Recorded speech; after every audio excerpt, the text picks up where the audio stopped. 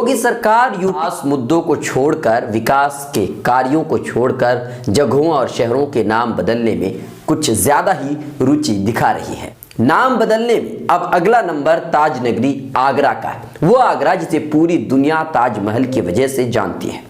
उत्तर प्रदेश सरकार अब आगरा जिले का नाम बदलकर अग्रवन करने की तैयारी में जुटी हुई।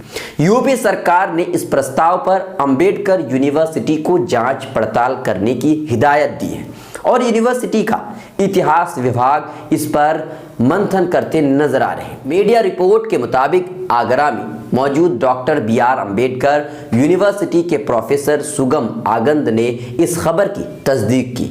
उन्होंने आगे कहा कि राज्य सरकार की ओर से एक चिट्ठी मिली है जिसमें कहा गया है कि आगरा शहर का कोई दूसरा नाम होने की कोई तारीखी सबूत मौजूद है या नहीं है।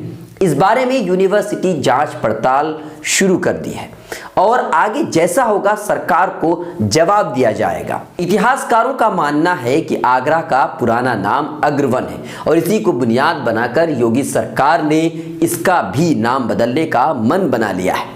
आज के दौर के आगरा का इतिहास मुगल बादशाहों से जुड़ा हुआ है और शायद इसीलिए योगी सरकार हर उस चीज को मिटाने की कोशिश में जुटा हुआ है जो मुगल शासन से जुड़ा हुआ है।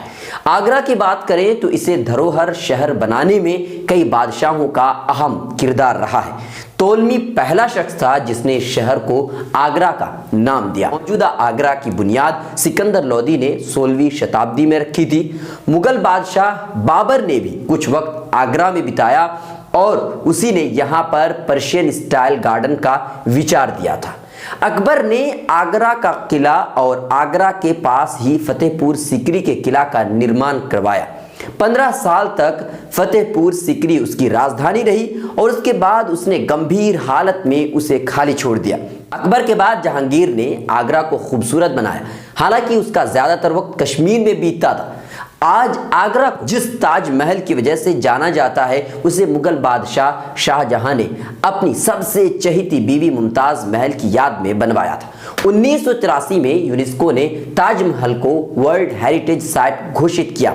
ताजमहल को दुनिया का सबसे खूबसूरत मुगल आर्किटेक्चर माना जाता है और इसमें कोई शक नहीं है।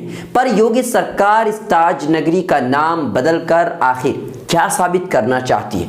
क्या नाम बदलने से देश का या फिर उत्तर प्रदेश का कोई फायदा हो पाएगा?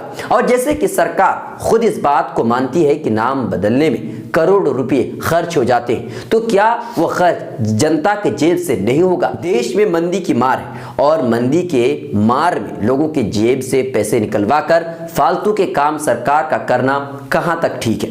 योगी सरकार ने फैजाबाद का नाम अयोध्या, इलाहाबाद का नाम प्रयागराज, मुगलसराय स्टेशन का नाम पंडित दीनदयाल उपाध्याय जंक्शन कर दिया, तो सरकार ने कौन सी तीर मार दी? फिर नाम बदलने के लिए ही सत्ता में आई है। आपको क्या लगता है? आप हमें कमेंट कर जरूर बताएं। मिलर टाइम्स की वीडियोस देखने के लिए यहाँ क्लिक करके सब्सक्राइब करें और हाँ, बेल आइकन जरूर दबाएं। अगर फेसबुक पर देख रहे हैं तो पेज लाइक करें। ताज़ा तरीन खबरों और मज़ामीन के लिए विजिट करें हमारी वेबसाइट www.millertimes.com। हमारी ये वेबसाइट उर्दू, हिंदी, इंग्लिश तीनों लैंग्वेज में मौजूद है।